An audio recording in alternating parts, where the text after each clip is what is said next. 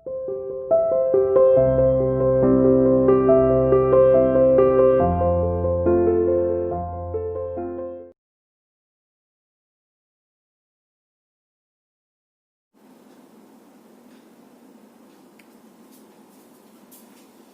Students, how are you बच्चे?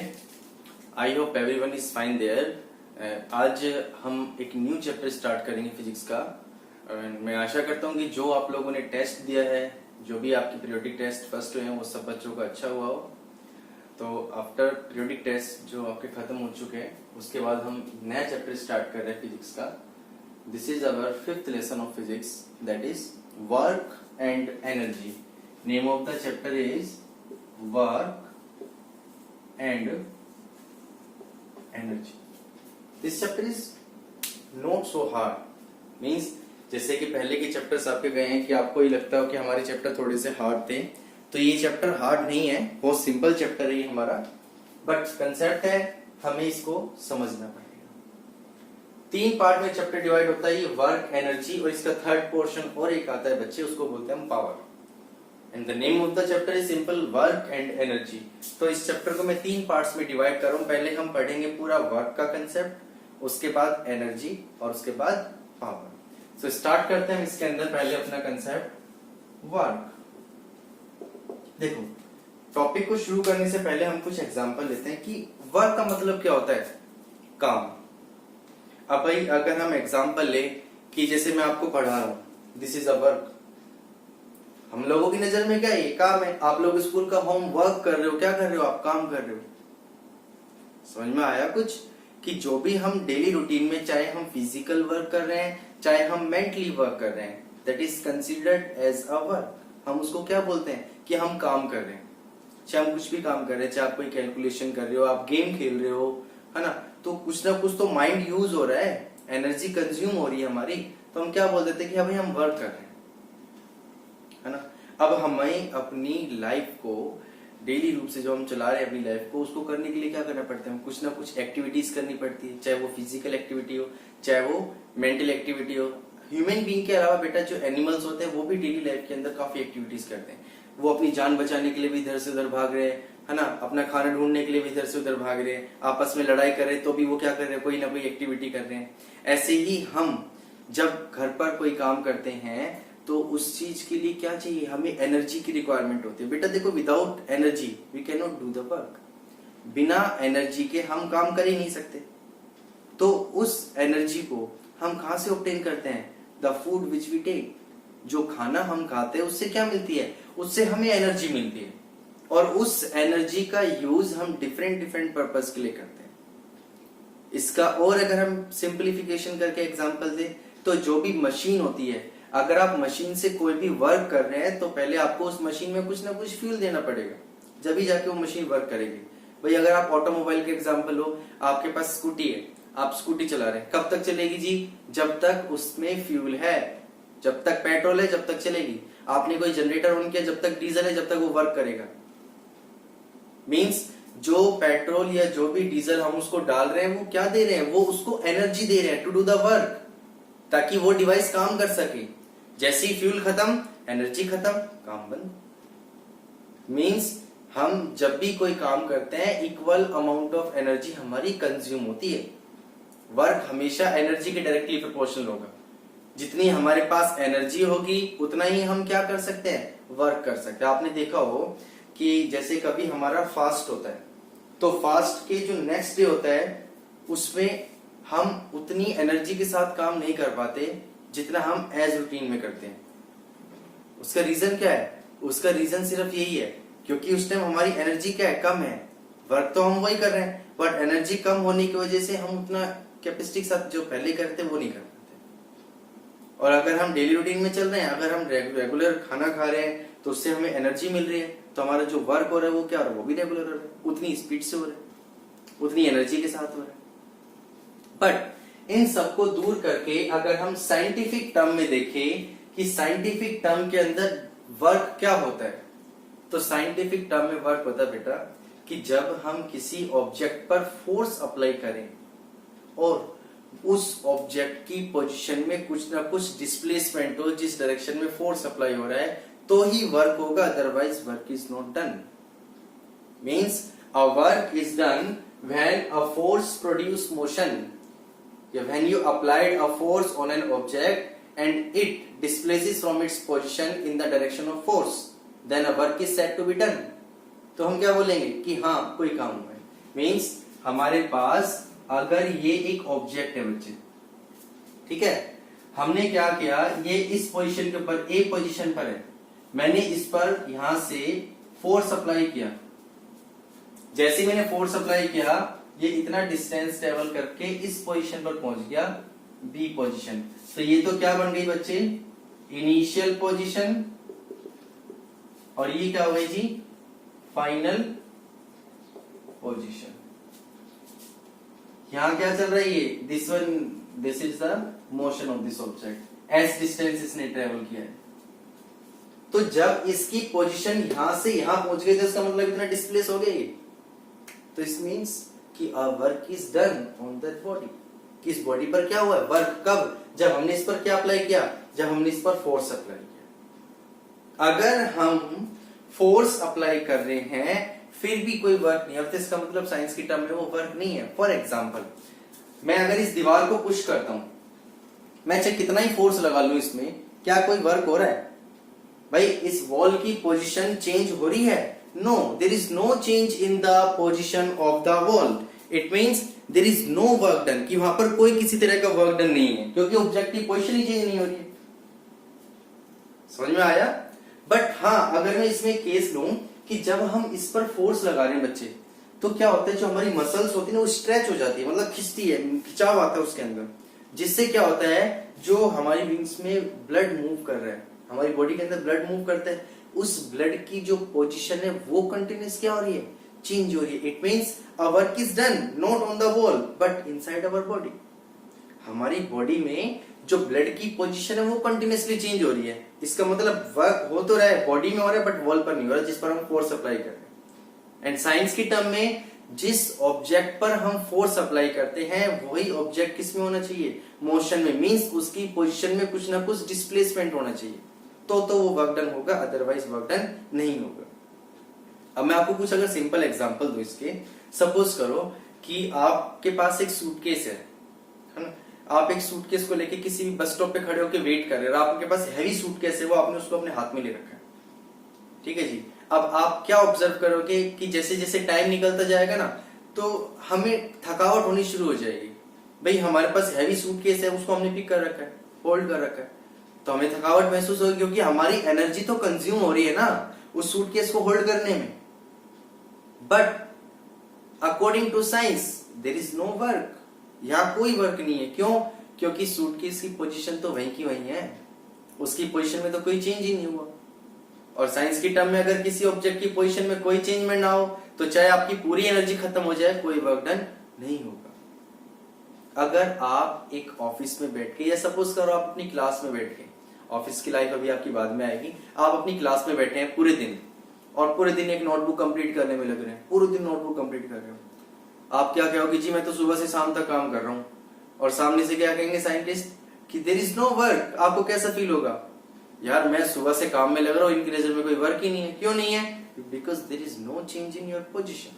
आपकी position में तो कोई चेंज नहीं, आप अपनी जगह पर बैठे हुए हैं, ना ही आपके ऊपर कोई फोर्स अप्लाई हो रहा है। क्लियर हुआ?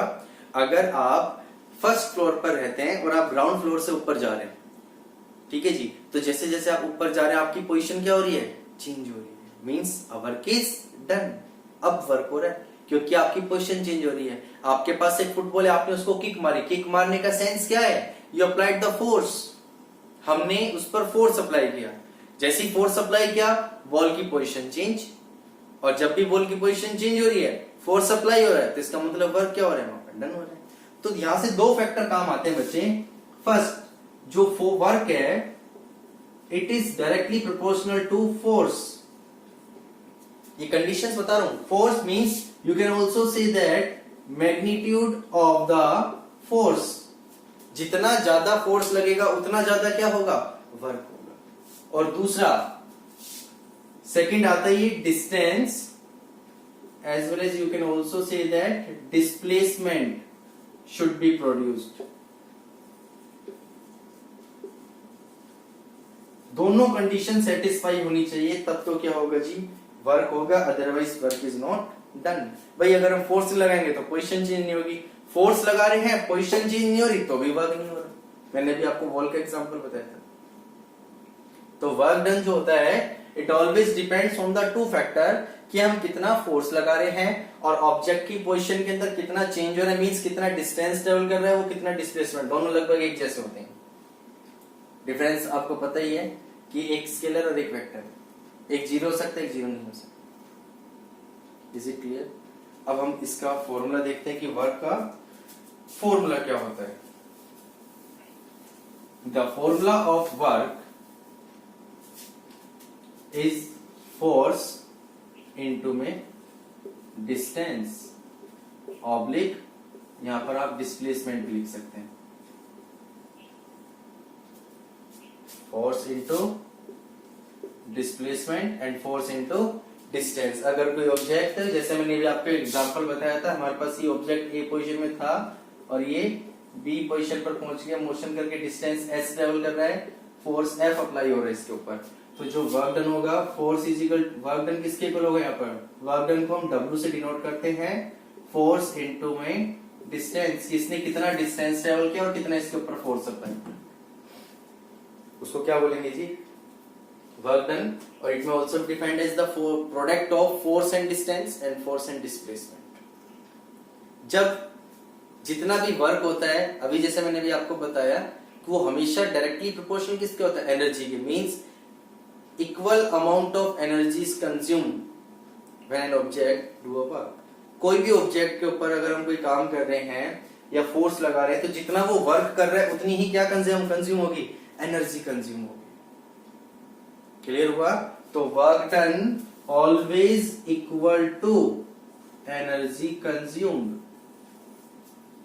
आप सुबह खाना खा के घर से निकलते हैं जी, पूरे दिन आप काम कर रहे हैं, कहां से आ रही है वो एनर्जी, जो सुबह आपने खाना खाया है, जो आपकी बॉडी के पास एनर्जी है, वो ही एनर्जी कंज्यूम हो रही है, किस में कंज्यूम हो रही है, जो आप काम कर रहे हैं।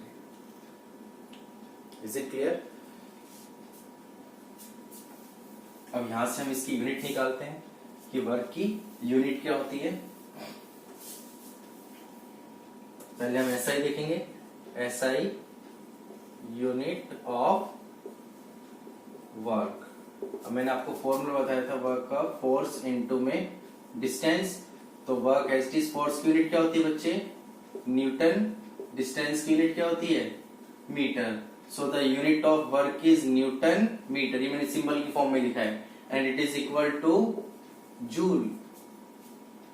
The SI unit of work is joule. और अगर हम यहाँ पर 1 जूल को डिफाइन करें तो 1 जूल किसके इक्वल होगा, when 1 Newton of force applied on an object and it cover a distance of 1 meter, then work is done, or then 1 joule of work is done। कि अगर एक ऑब्जेक्ट के ऊपर हम 1 न्यूटन का फोर्स लगा रहे हैं और वो ऑब्जेक्ट 1 मीटर का डिस्टेंस ट्रेवल कर रहा है, तो उस ऑब्जेक्ट के थ्रू जो वर्क होगा कितना होगा उस पर, 1 joule of work. So 1 joule of work is defined as the work is said to be 1 joule when a force of 1 Newton applied on an object and a cover distance of 1 meter। कितना distance cover कर रहा है वो, 1 metre का, तो जो work done होगा कितना होगा बच्चे, वो 1 जूल। और ये आप इसको भी याद रखना, 1 kilo joule is equal to 1000 joule. 1 kilo joule के अंदर हमेशा 1000 जूल होते हैं। ऐसे ही अगर हम देखें इसकी सीजीएस यूनिट, कौन सी, सीजीएस, स्मॉल यूनिट, तो स्मॉल यूनिट हम पुट करते हैं इसकी फॉर्मूले के अंदर, पुट करते हैं वर्क, फोर्स की यूनिट होती है, फॉर्मूला मैंने लिखा है पर फोर्स इनटू डिस्टेंस, तो work is equal to force की यूनिट होती है स्मॉल बेटा डाइन, और मीटर की यूनिट क्या होती है स्मॉल सेंटीमीटर। तो W means work done is equal to में डाइन सेंटीमीटर। और ये किसके इक्वल होता है बच्चे, दिस इज इक्वल टू अर्ग। अर्ग is the CGS unit of work. और यहां पर अगर आपको बोला जाए डिफाइन 1 अर्ग, तो 1 अर्ग किसके इक्वल होगा वर्क डन, कि when force of 1 dyne applied on an object cover distance of 1 centimetre.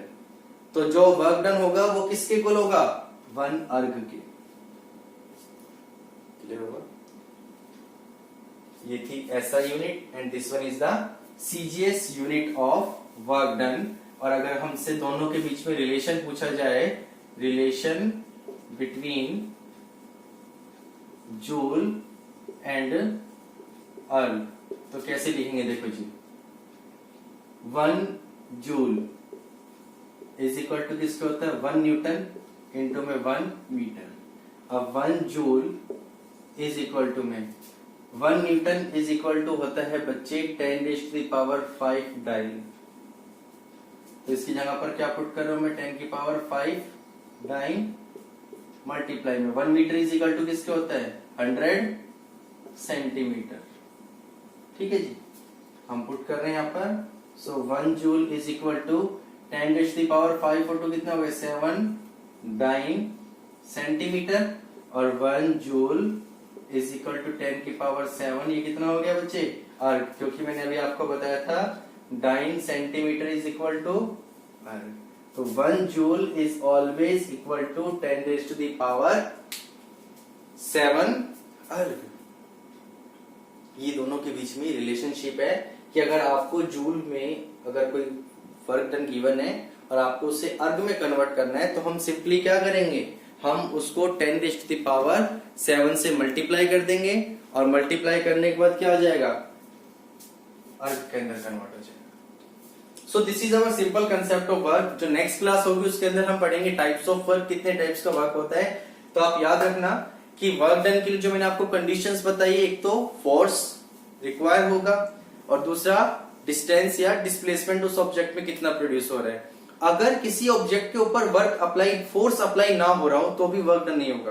भाई सपोज करो कोई ऑब्जेक्ट फ्री स्पेस में मूव कर रहा है विदाउट एनी एक्सटर्नल फोर्स, कि ऑब्जेक्ट है वो फ्री स्पेस में है, जैसे ये ऑब्जेक्ट है कंटिन्यूअसली मोशन के अंदर है और इसके ऊपर किसी भी एक्सटर्नल एजेंसी ने कोई फोर्स अप्लाई नहीं कर रखा, फिर भी किसके अंदर है? वो मोशन के अंदर है। तो उस कंडीशन के अंदर भी क्या होगा? No work.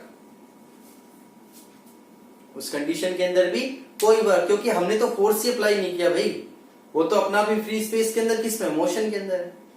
तो कंडीशंस इज दैट ऑब्जेक्ट का पोजीशन जो है वो चेंज होना चाहिए और दूसरा उसके ऑब्जेक्ट के ऊपर क्या लगना चाहिए? फोर्स लगना चाहिए। तो formula of work is force into distance या फोर्स इनटू डिस्प्लेसमेंट भी बोल सकते हैं हम। यूनिट ऑफ ऐसा unit of work is joule, CGS unit of work is erg. Is it clear? तो आई होप ये जो बेसिक कंसेप्ट था आपको आज का ये समझ में आया होगा। और ये बहुत इंटरेस्टिंग चैप्टर है बेटा और इजी चैप्टर भी है, तो इसको बहुत ध्यान से समझना है। Clear? So thank you, God bless you, stay home, stay safe.